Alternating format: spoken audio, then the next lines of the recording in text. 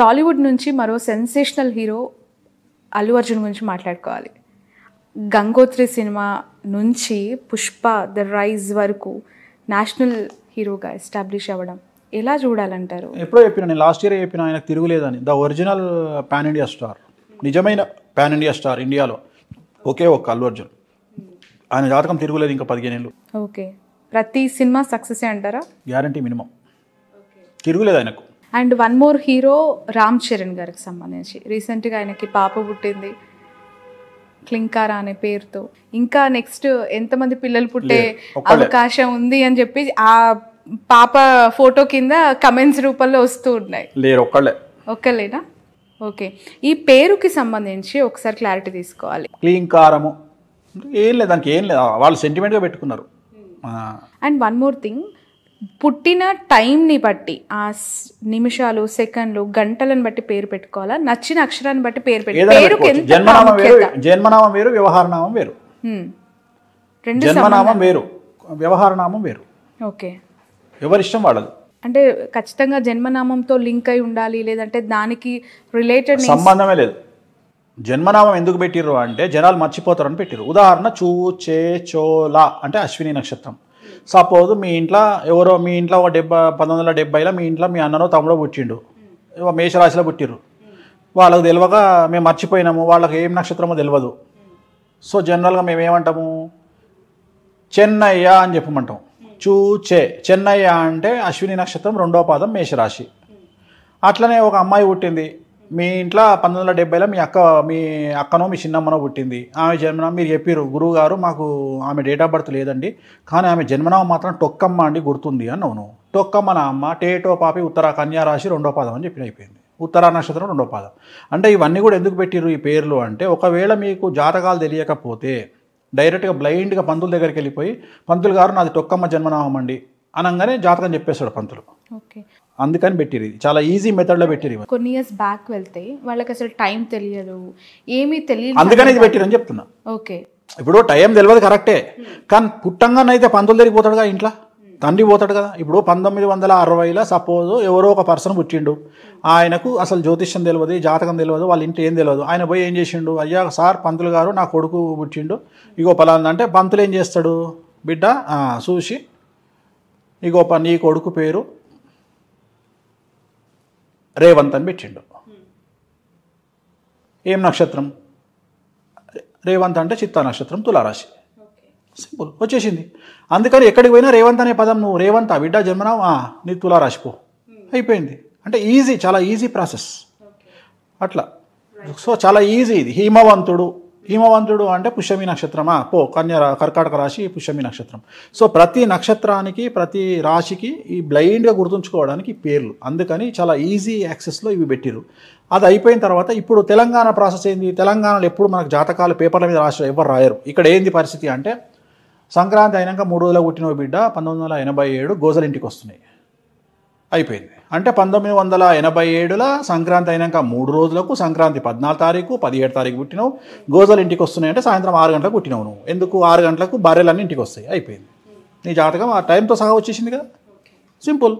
అదే ఆంధ్రాలో అయితే పేపర్ మీద రాసి పెడతారు, చాలా తేడా ఉంటుంది. ఇప్పుడు ఉదాహరణ ఆంధ్ర తీసుకుంటే అక్షరాభ్యాసానికి ఇంపార్టెన్స్ ఎక్కువ. ఎందుకంటే అక్షరాభ్యాసం అనేది పెళ్లితో సమానంగా చేస్తారు, ముహూర్తం చూసి సరస్వతి టెంపుల్కి వచ్చి బాసరాకు వచ్చి. తెలంగాణ అట్లా కాదు. తెలంగాణలో పోయినావా ఫస్ట్ వాడు బాసరా చేయకముందే వీడు పోతాడు, మంచిగా క్వార్టర్ వేసుకుంటాడు, బీర్ తాగుతాడు, ఎంజాయ్ చేస్తాడు, ఒక టూర్ లెక్క అయిపోతే వెళ్ళిపోతారు. అంటే ఒక్కొక్క ఆచారం, వ్యవహారం, ఒక్కొక్క సాంప్రదాయం బట్టి ఉంటుంది. బట్ ఇక్కడ వన్ మోర్ క్వశ్చన్ నేను అడుగుతాను గురూజీ, పెళ్ళిళ్ళ విషయంలో ముహూర్త బలము దేనికి ఎంత ప్రయారిటీ ఇవ్వాలి? జీలకర్ర బెల్లం పెట్టేదానికా, తాళి కట్టేదానికా? జీలకర్ర బెల్లంకే ఇవ్వాలి. అవునా? ప్రామాణికం శాస్త్రం కూడా జీలకర్ర బెల్లమే చెప్తుంది. ఎందుకంటే అప్పుడే కదా చూసుకునేది, ఇద్దరు చూసుకునేది అప్పుడే. జీలకర్ర బెల్లమే దాని తర్వాత నీకు మిగతా విషయాలు వస్తాయి. మొహం చూసుకునే సందర్భం చాలా ముఖ్యమైన సందర్భం. అంటే ముహూర్తంలో చూసుకోవాలి, అంతకుముందు చూసుకోవచ్చు 1,00,000 సార్లు, అది వేరే విషయం. అది రెస్టారెంట్లో చూసుకోవచ్చు, హోటల్లో చూసుకోవచ్చు, ఎక్కడ చూసుకోవచ్చు. కానీ పెళ్లి పీటల మీద చూసుకునే ముఖం చూసుకునేది ముఖ్యమైన విషయం. ఓకే, అండ్ మన తెలంగాణ సైడు అంటే ఇక్కడ ఎక్కువగా డేలో మ్యారేజెస్ జరుగుతూ ఉంటాయి, డే ముహూర్తాలకు ప్రయారిటీ ఎక్కువగా ఉంటుంది ఇక్కడ పరిస్థితులను బట్టి. బట్ ఏపీ విషయానికి వస్తే రాత్రుల్లో ఎక్కువగా ముహూర్తాలు పెడుతూ ఉంటారు. బ్రహ్మ ముహూర్తం అంటారు, తెల్లవారుజామున ముహూర్తం అంటారు. డిఫరెన్సియేషన్ ఏం లేదమ్మా, సేమ్ ముహూర్తాలు సేమ్. లగ్న బలం అనేది సేమ్ ఉంటుంది. యాక్చువల్గా అభిజిత్ లగ్నం అనేది ఇట్ ఈస్ ఎక్స్ట్రీమ్లీ గుడ్. యాక్చువల్గా ఉదయం 11 నుండి 12:30 మధ్యలో వచ్చే ముహూర్తం ఈజ్ బెస్ట్ ముహూర్తం. దాన్ని అభిజిత్ ముహూర్తం అంటారు. సో ఆ ముహూర్తాన్ని మించింది ఏ ముహూర్తం ఉండదు. సో ఏదైనా అదే ముహూర్తము. బట్ అక్కడ ఏంటంటే మీకు నైట్ ముహూర్తాలు చేసుకోవడం అలవాటు వాళ్ళకు. ఉదాహరణ రేపు తెల్లవారుజామున, ఇవాళ రాత్రి 2 గంటలకు పెళ్లి ఉంటుంది, ఇప్పుడు రిసెప్షన్ పెట్టుకుంటారు. సో వాళ్ళంతా నైట్ ముహూర్తాలు, అదొక సాంప్రదాయం. మందికి క్వశ్చన్ ఉంటుంది, ఇవి ఇక్కడ మధ్యరాత్రి పెళ్లి చేసుకుంటారు, నిద్రపోతుంటారు, ఎవరికి అంత ఓపిక ఉండదు. అంతే, అదొక సాంప్రదాయం చెప్తున్నా కదా. ఇప్పుడు తమిళనాడు కనుక అమావాస్య మంచిది అన్నట్టు, వీళ్ళకి అదొక అలవాటు. అంతకుమించి వాళ్ళ పెద్ద శాస్త్రం ఏం లేదంట, వాళ్ళ ఆచార వ్యవహారాలు అంతే, అంతకుమించి ఏం లేదు. ఓకే. అండ్ మీరు చాలా పూజలు కామాఖ్య దేవాలయంలో చేస్తూ ఉంటారు. అనేక వీడియోల్లో నేను చూశాను. ఆ దేవాలయం యొక్క ప్రాముఖ్యత, ప్రాశస్త్యం, లేదంటే గెలుపోటములను డిసైడ్ చేసే ఒక శక్తి ఆ దేవస్థానానికి ఉందంటారు? 100% ఉంది. కాకపోతే ఏమైతుంది అంటే జనాలు వెళ్తున్నారు కానీ ఏం చేయాలో తెలుసుకోవాలి కదా. ఇప్పుడు శక్తిపీఠాలలో క్రియాపీఠం, ఇప్పుడు కామాఖ్య అనేది యోనిపీఠం, అక్కడ కొన్ని ప్రత్యేకమైనటువంటి పూజలు చేస్తారు. ఇప్పుడు తిరుపతి ఉంది, తిరుపతిలో వెంకటేశ్వర స్వామి దగ్గర పోయి దర్శనం చేసుకుంటే చాలు, మనం అంతకుమించి ఏం లేదు. సరస్వతి బాసర పోయినప్పుడు ఏం చేస్తాం, అన్నప్రాసన, మన అక్షరాభ్యాసం చేస్తాం. నువ్వు అక్షరాభ్యాసానికి పోయినప్పుడు ఆ పూజ చేయకుండా దర్శనం చేసుకుని వస్తే లాభం ఏముంది? అట్లనే కామాఖ్యకు పోయినప్పుడు నువ్వు ఏ పూజకు పోతున్నావు? కామాఖ్య అనేది పేరే కానీ 10 దేవాలయాలు ఉన్నాయి, 10 మహావిద్యలు. అసలు నీకు ఏం కావాలని పోతున్నావు? ఇక్కడ నుండి పొలోమని ఫ్లైట్ ఎక్కేసి కామాఖ్యలో దిగుతున్నావు, పోతున్నావు, దర్శనం చేసుకుంటున్నావు, వస్తున్నావు. మొన్న నాకు తెలిసిన ఒక ప్రముఖ పొలిటీషియన్ పోయింది కామాఖ్యకు, ఉత్తగానే దర్శనం చేసుకుని వచ్చింది. నువ్వు పోయింది ఎందుకు? నీ మీద కేసులు పోతందుకు. నువ్వు పోయినప్పుడు పూజ చేసుకుని రావాలి కదా. నువ్వు దేనికోసం పోవాలి? బగాలంకి పూజలు చేసుకుని రావాలి. పూజలు చేసుకోకుండా దర్శనం చేసుకొని వస్తే నీకు రెమెడీ ఎట్లయితుంది? సో నేను అనేది ఏంటంటే, ఇప్పుడు రాముడి దగ్గరికి పోతే దర్శనం చేసుకొని రావచ్చు, శివుడి దగ్గరికి పోతే దర్శనం చేసుకొని రావచ్చు. కానీ ఇక్కడ ప్రత్యేకమైనటువంటి క్రియలు ఉంటాయి, 10 రకాల పనులు ఉంటాయి. 10 రకాల క్రియల్లో నువ్వు సినిమా హీరోయిన్వా, పొలిటీషియన్వా, బిజినెస్ ఉమెన్వా, ఎంటర్ప్రెన్యూర్వా, నీకు జైలుకు పోయే యోగం ఉందా, లేకపోతే నువ్వు ఎమ్మెల్యే కావాలన్నా, మినిస్టర్ కావాలన్నా, నీకు డబ్బులు కావాలన్నా, భర్త కావాలన్నా, సంతానం కావాలన్నా, ఇన్ని రకాల క్వశ్చన్స్ ఉంటాయి. ఆ క్వశ్చన్కు సంబంధించిన రెమెడీ ఉంటుంది. సో నువ్వు ఆ రెమెడీ చేసుకొని వస్తే సఫలీకృతం అవుతుంది తప్ప దర్శనం చేసుకొని వస్తే సఫలీకృతం ఎట్లయితుంది? సో దానివల్ల ఫెయిల్యూర్ అవుతుంది. చాలామంది పొయ్యి వస్తున్నారు, పొయ్యి వచ్చినంత మాత్రం డెవలప్మెంట్ కాదు. నీకు ఏం కావాలనో అక్కడ చేయించుకో. నువ్వు 10 రకాల పూజలు ఉంటాయి, 10 రకాల అమ్మవార్లు ఉంటారు, 10 రకాల దేవాలయాలు ఉన్నాయి. నువ్వు 10 గుడులకు తిరిగి దర్శనం చేసుకో. లేకపోతే నీకు ఏం కావాలి? శత్రువు మీద జయం కావాలన్నా, డబ్బు కావాలన్నా, అధికారం కావాలన్నా, వశీకరణం కావాలన్నా, నీకు వశీకరణ కూడా సిద్ధిస్తుంది అక్కడ. ఈ అన్ని అంశాలకి ఒక్కొక్క ప్రాముఖ్యతమైన పూజలు ఉన్నాయా? 10 రకాల పూజలు ఉన్నాయి. ఇది తెలియకుండా నువ్వు పోయి ఉత్తగా దండం పెట్టుకొని వస్తే ఎట్లా? ఇప్పుడు ఈ మధ్య కాలంలో ముఖ్యమంత్రులు అందరూ రాజశ్యామల యాగం అని చేస్తూ ఉంటారు, లేదంటే ఇప్పుడు అది కూడా 2 ఉంటాయమ్మా. సుదర్శన యాగం అవన్నీ చిన్న చిన్నవి, వాటి గురించి ఎవరు చేయించరు. జనరల్గా పెద్దయ్యే ఉంటాయి, రాజశ్యామల బగాలముకి చేస్తారు. బట్ వాటిలో కూడా వామాచారం, దక్షిణాచారం ఉంటుంది. దక్షిణాచారం అంటే కుడి చేతితో చేస్తారు, దాంట్లో అంతా పూలు, పండ్లు, పాయసం పెట్టి చేస్తారు. వామాచారం వచ్చేటప్పటికి నాన్ వెజ్, లిక్కర్ కంపల్సరీ ఉంటుంది. సో ఈ ప్రాసెస్ వేరు, ఈ ప్రాసెస్. వామాచారంలో నేను ఒక్కడనే ఫేమస్, ఎందుకంటే అవి చేయాలంటే భయపడతారు కాబట్టి నేను ఒక్కడనే, రిజల్ట్ కూడా తొందరగా ఉంటుంది, నేను చేయిస్తాను. సో జనరల్గా నేనే ప్రచారంలోకి తీసుకొచ్చిన కాబట్టి దాని క్లారిటీ ఏంది అనేది నాకు ఒక అవగాహన ఉంది. వామాచారం ఎట్లా చేయాలి, అక్కడ ఏంది పరిస్థితులు అనేది. చాలామందికి ఏం చేస్తున్నారు ఈ మధ్యన, దీన్ని అడ్డం పెట్టుకొని మనం ఏదో టీవీలో చెప్పంగానే అందరు పొలోమంటే వెళ్ళిపోయి దర్శనాలు చేసుకొని వస్తారు. దర్శనాలు చేసుకోవడం కాదు, అట్లీస్ట్ అక్కడ ఒక చిన్న పూజన చేసుకొని వస్తే అనుకూలంగా ఉంటుంది. జూనియర్ ఎన్టీఆర్, రామ్ చరణ్, అల్లు అర్జున్, ప్రభాస్, ఇలా టాప్ హీరోస్, విజయ్ దేవరకొండ, టాలీవుడ్లో వీళ్ళకి సంబంధించిన కెరియర్ ఎట్లా ఉండబోతుందంటే? విజయ్ దేవరకొండ తప్ప అందరిది బాగానే ఉంది. ఇప్పుడు నువ్వు చెప్పింది విజయ్ దేవరకొండది బాగా, ప్రభాస్ది, విజయ్ దేవరకొండది ఇద్దరిది ప్రాబ్లం. ఓకే. విజయ్ దేవరకొండది ఏంటి, చాలా యంగ్ అండ్ చాలా అయితే కెరియర్ బాగాలేదు. ఆయన శుక్రుడు నీచంలో ఉన్నాడు, ఆయనది మ్యారేజ్ ప్రాబ్లం ఉంటుంది ప్లస్ కెరియర్ ప్రాబ్లం ఉంటుంది. దానికి సంబంధించి ఏంటి అంటే ఏమైనా హోమాలు చేయాలా? వాళ్ళు వినప్పుడు మనం ఏం చేస్తాం? మనకి ఈయన మనిషి వెళ్ళిపోయి ఆయన పక్కకు ఉంది, ఇప్పుడు కొత్తగా మనం చెప్పేది ఏముంది? ఓకే, అంతే కదా. ఇప్పుడు వాళ్ళు ఒక స్టేజ్కి వచ్చినాక లైట్ తీసుకుంటారు. వేణుస్వామి నాకు వచ్చేదేమో, నాకు సినిమా వాళ్ళు ఈ సెంటిమెంట్స్ ఎక్కువగా నమ్మినా ఎక్కడ వాళ్ళు ముహూర్తం పెట్టింది సినిమా. అది ప్రొడ్యూసర్ తీసుకుంటాడు, డైరెక్టర్ చేస్తాడు, ప్రొడ్యూసర్ ముహూర్తం పెట్టిస్తాడు. నేను అనే పాయింట్ ఏంటంటే, నీకు అండర్ కరెంట్గా అది ఏనటువంటి కొవ్వు ఉంటుంది, ఈగో. ఎప్పుడైతే ఆ ఈగో వస్తుందో అన్ని అమ్మేస్తాయి. హీరోయిన్ కాకముందు పనికొచ్చిన వేణుస్వామి హీరోయిన్ అయినాక పనికిరాడు, యాంకర్ కాకముందు పనికొచ్చిన వేణుస్వామి యాంకర్ అయినాక పనికిరాడు, అట్లనే హీరో అయినాక పనికొచ్చిన వేణుస్వామి హీరోగా పనికిరాడు. సో ఒక లెవెల్ వచ్చినాక మనల్ని చిన్న చూపు వస్తుంది. మినిస్టర్ అయినాక కనుక ఇట్లా చూసినట్టు వేణుస్వామి ఏముందిలే, మళ్ళీ మినిస్ట్రీ పోయినప్పుడు గుర్తొస్తాం మనం. అట్లా ఎంతోమందిని చూసిన నా జిందగీలో. ఎమ్మెల్యేలు అయిన తర్వాత నా ఫోన్ ఎత్తినటువంటి క్యాండిడేట్లు ఎంతోమందిని చూసిన. మళ్ళీ ఎమ్మెల్యేకి ఇటు పోగానే మళ్ళీ మనకు ఫోన్లు చేసిన వాళ్ళని చూసిన. అందుకని నేను రెస్పాండ్ కాను. ఈ ఊరికి ఆ ఊరు ఎంతో, ఆ ఊరికి ఈ ఊరు అంతే. అందుకని లైట్ తీసుకుంటాను. వీళ్ళకి యోగం లేదని వదిలేస్తాను. అంటే సమయానికి ఇప్పుడు మీరు అన్నారు ఎమ్మెల్యేగా గెలవడానికి ముందు వచ్చిన వాళ్ళు గెలిచిన తర్వాత మర్చిపోతారు అని చెప్పి, ఎలా చూస్తారు వాళ్ళని మీరు? టైం అనేది అందరికి ఈక్వల్, మళ్ళీ వస్తుంది చాలా స్ట్రాంగ్ గా 100% నమ్ముతా. ఎలా బిలీవ్ చేయాలి టైం పాజిటివ్ గా, టైం యొక్క ప్రయారిటీని ఎలా గుర్తించాలంటారు? ఎందుకంటే ఎక్కడో పొద్దున్నే చూసాను నేను సోషల్ మీడియాలో, రేవంత్ రెడ్డి గారు జైలుకి వెళ్తున్నప్పుడు మీసం తిప్పి వెళ్ళారు, సీఎంగా గెలిచి చూపిస్తాను అని చెప్పి శపథం చేశారు అని చెప్పి ఎక్కడో వాళ్ళు కాంగ్రెస్ కార్యకర్తలు పెట్టిన పోస్టును చూశాను. సో 10 ఏళ్ళు అప్పుడు అరెస్ట్ అయినప్పుడు ఉన్న టైము ఇప్పుడు టైం జస్ట్ అట్లా ఇయర్స్ పాసింగ్ అంతే. కానీ అది చెప్తున్నా, దానికోసం మనం కష్టపడుతున్నామా లేదా అనేది ముఖ్యమమ్మా. అందరూ కష్టపడుతున్నాం అనుకోవడం తప్పు. కసి కావాలి. కష్టపడడం వేరు, కసి వేరు. కసి ఉంటేనే సక్సెస్. కష్టపడతావు అనేటువంటి పదాన్ని తీసేయండి హిస్టరీ నుండి. మేము కష్టపడ్డాం. కష్టపడకుండా బతికినోడు ఎవరు లేడు, కష్టపడకుండా పైకి వచ్చినోడు ఎవరు లేడు. కష్టపడితే లైఫ్ సెట్ కాదు. కసితో సంపాదించండి. కసి కావాలి. రేవంత్ రెడ్డి ఆ పొజిషన్కు రావాలంటే కసి కావాలి. మరీ ముఖ్యంగా రేవంత్ రెడ్డి ఆ స్థాయికి రావాలంటే శత్రువులు కారణం. నేను ఈ స్థాయికి రావాలంటే నా శత్రువులే కారణం. శత్రువులు ఉంటేనే జీవితంలో సక్సెస్ అవుతుంది. దయచేసి శత్రువులను తిట్టకండి, ట్రోల్ చేసే వాళ్ళని తిట్టకండి. ట్రోల్ చేసే ఎంతమంది ట్రోల్ చేస్తే మనకు అంత లైఫ్ ఉంటుంది. ఎంతమంది శత్రువులు మనల్ని కించపరుస్తుంటే మనలో అంత కసి పెరుగుతుంది. ఆ కసి వల్లనే వాళ్ళ ఈ స్థాయికి వస్తాం. మనం చెప్పింది నువ్వు అన్నావు, మనం జరిగే సక్సెస్ కావాలి అనే కసి పెరుగుతుంది. ఆ కసితోనే మనం ఇంకొద్దిగా జాతకం పర్ఫెక్ట్గా చదువుతాం, ఇంకొద్దిగా మంచిగా అచీవ్మెంట్ పెరుగుతుంది, ఇంకొద్దిగా మనం చెప్పేటి నిజాలు జరుగుతాయి. కసి పెరగాలి మన మీద. శత్రువుల మీద కసితోనే మనం సక్సెస్ సాధిస్తాం. అట్లా రేవంత్ రెడ్డి కూడా అంతే, జగన్మోహన్ రెడ్డి కూడా అంతే. సో శత్రువులు అనేవాళ్ళు లేని జీవితం వ్యర్థము, చాలా సప్పగా ఉంటుంది. అదే శత్రువులు ఉన్న జీవితం మంచి బిర్యానీ లెక్క తెలంగాణ మటన్ కర్రీ లెక్క ఉంటుంది. ఓకే, కష్టపడ్డా అని చెప్పి మా మల్లారెడ్డి గారు గెలిచేశారు ఈ రోజు. ఎట్లా ఉండబోతోంది ఆయన పార్టీ? ఇద్దరు గెలిచారు, అల్లులు మామ. ఇక్కడేమో మైనంపల్లి గారు ఓడిపోయారు, కొడుకు గెలిచిన పరిస్థితి. సన్ స్ట్రోక్ అంతే కదా పాపం. ఎలా చూడాలంటారు? ఫ్యామిలీస్ ఇన్వాల్వ్మెంట్ అయ్యి రాజకీయాల్లో కొందరు, ఇక్కడ ఇద్దరు మైనంపల్లి రోహిత్ గారు, అలాగే హనుమంతరావు గారు, ఇక్కడ వీళ్ళిద్దరు రాజశేఖర్ రెడ్డి గారు, మల్లారెడ్డి గారు, అక్కడ కోమటిరెడ్డి బ్రదర్స్, ఇక్కడ ఎర్రబల్లి బ్రదర్స్, ఇంకెవరు కేసీఆర్ గారి కుటుంబం, కేటీఆర్ గారు అగైన్ కేసీఆర్ గారు. సో చాలా డిఫరెన్సియేషన్ కనిపిస్తోంది. బట్ ఈ విక్టరీస్ని వాళ్ళు కొంత పెయిన్గానే చూస్తారు కదా ఓడిపోయిన క్యాండిడేట్స్. కంపల్సరీ అమ్మా, జాతకాలే చెప్తున్నా. ఇప్పుడు ఇద్దరు ఒకటే ఇంట్లో ఒకళ్ళు గెలవడము ఒకళ్ళు ఓడిపోవడము అనేది ఇట్ ఈస్ బ్లండరే. హనుమంతరావు గారి విషయంలో ఏం జరుగుంటుందంటారు? తెలుసు ఆల్రెడీ. ఏది కొన్ని పర్సనల్ ప్రైవేట్ విషయాలు ఎందుకు మాట్లాడుకోవాలి? అవి డిస్కస్డ్ ఆల్రెడీ. ఓకే, ఆల్రెడీ మాట్లాడుకున్నాం. అది ఎప్పుడో మాట్లాడిన విషయమే. నెల ముందు నామినేషన్ ఐ థింక్ డిసైడ్ అయ్యే ముందే మాట్లాడుకున్నాం కొన్ని విషయాలు. ఇది కొన్ని జాతకాలు అంతే, దానికి ఏం లేదు. చెప్తున్నా కదా, కొంతమంది చేస్తారు చెయ్యరు, కొంతమంది నమ్ముతారు నమ్మరు. అన్ని రూల్ ఏం లేదు కదా. మనం గల్లబట్టి గుంజుకొచ్చి నువ్వు ఇది చేయాలి అని చెప్పలేం కదా. వాళ్ళ యోగాన్ని బట్టి వాళ్ళు నమ్ముతారు నమ్మరు.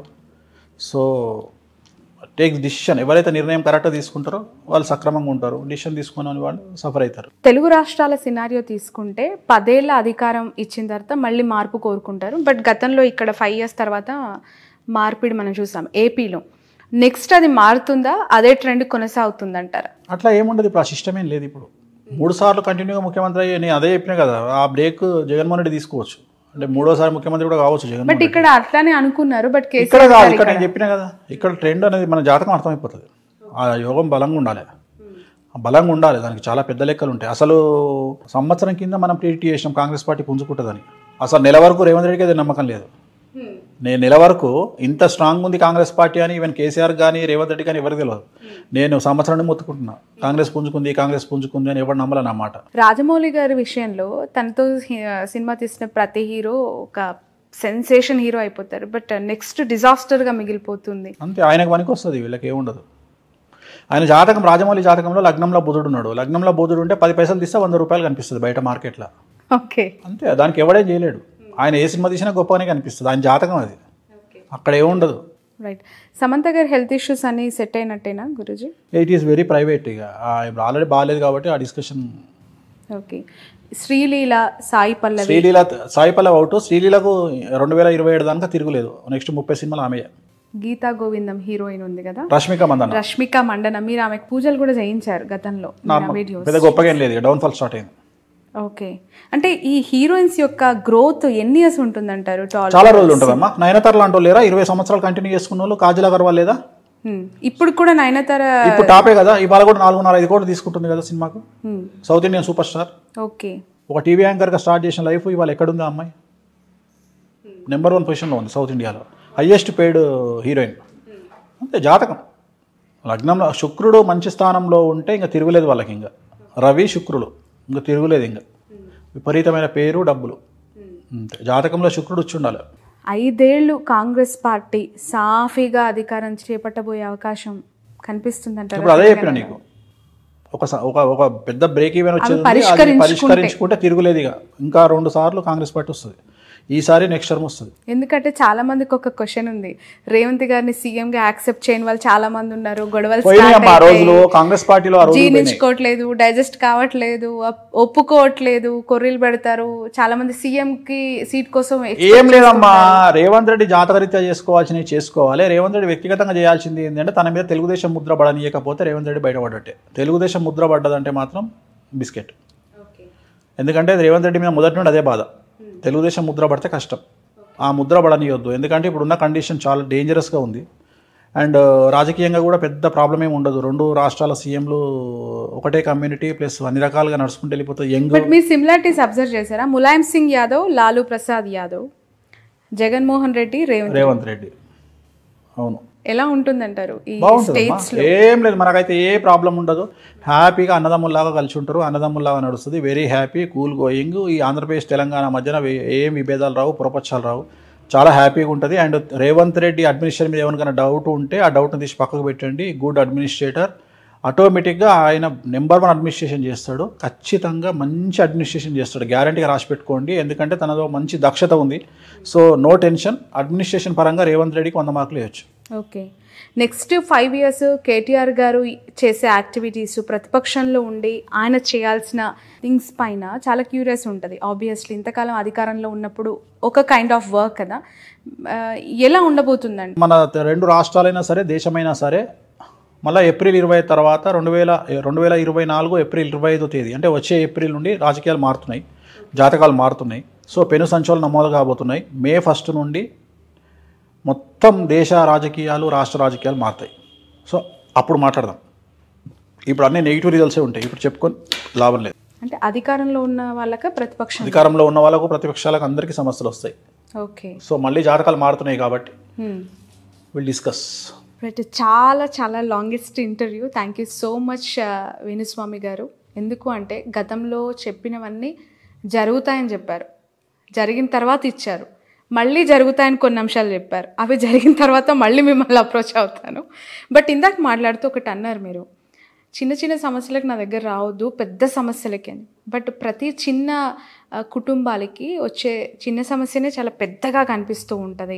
వాళ్ళు అదే నాకు ఇంకా దీని నుంచి బయటపడకపోతే లైఫ్ థ్రెట్ అనుకునే పరిస్థితిలో ఉంటారు. మళ్ళీ అప్రోచ్ అవ్వాలి అని చాలామంది అనుకుంటూ ఉంటారు కదా. సో ఎట్లా అంటే అంత కష్టమా అనే క్వశ్చన్ కూడా. మంచి క్వశ్చన్ అమ్మా ఇది. చాలామంది నా పేరు మీద నేను చూస్తున్నా హైలైట్ ఏంటంటే నాకే మెసేజ్ వస్తుంది, నా బొమ్మ పెట్టి వేణుస్వామి అపాయింట్మెంట్ కావాలని నాకే పెడతారు. ఇది ఎక్కడిదిరా బాబు అనుకుంటా. కాబట్టి దయచేసి వేరే నెంబర్లను కానీ వేరే వాళ్ళని సంప్రదించకండి. నా నెంబర్ ఈ రోల్ అవుతుంది. సో 2 నెంబర్లు ఇస్తాము, ఆ 2 నెంబర్లను సంప్రదించండి. ఖచ్చితంగా మా వాళ్ళే మీకు ఫోన్ చేస్తారు. మెసేజ్ పెడితే వాళ్ళే ఫోన్ చేసి మీకు అందుబాటులోకి వస్తారు. సో వచ్చి కలవండి, ఖచ్చితంగా మీకున్న సమస్య నెరవేరుతుంది. Thank you so much Guruji. Thanks a lot. Me valuable టైంని మాకు ఇచ్చినందుకు, అనేక అంశాల మీద మీ అభిప్రాయం తెలియజేసినందుకు thanks a lot. Om Namo Venkatesaya. So ఇది వేణుస్వామి గారితో స్పెషల్ ఇంటర్వ్యూ. దాదాపు చాలా నెలల తర్వాత ఇచ్చిన ఇంటర్వ్యూ. 2 తెలుగు రాష్ట్రాలకి సంబంధించి రాజకీయాలపై, సినిమాపై, వ్యక్తిగతంగా ఎంతో మందికి సంబంధించిన మంచి చెడులు ప్రస్తావించి చేసిన ఇంటర్వ్యూ.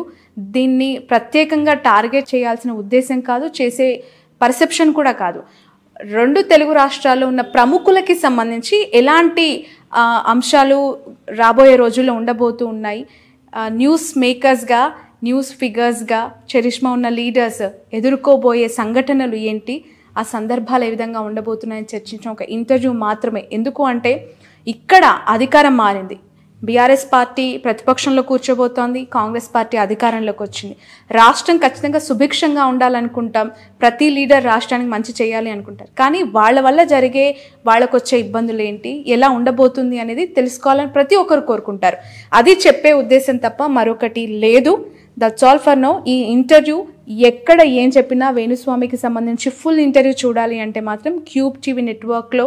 ఇప్పుడు ఆపరేషన్ లేకుండానే మోకాళ్లకు ప్లాస్మా ట్రీట్మెంట్, మీ ఆర్థోపెడిక్ సమస్యలన్నిటికీ రోబోటిక్ టెక్నాలజీ ద్వారా తక్కువ ఖర్చుతో శాశ్వత పరిష్కారం, ఫ్రీ కన్సల్టేషన్, ప్రతి ట్రీట్మెంట్ పై 20% డిస్కౌంట్. ఈ ఆఫర్ కొద్ది రోజులు మాత్రమే, త్వరపడండి. V9 hospitals 9281465842.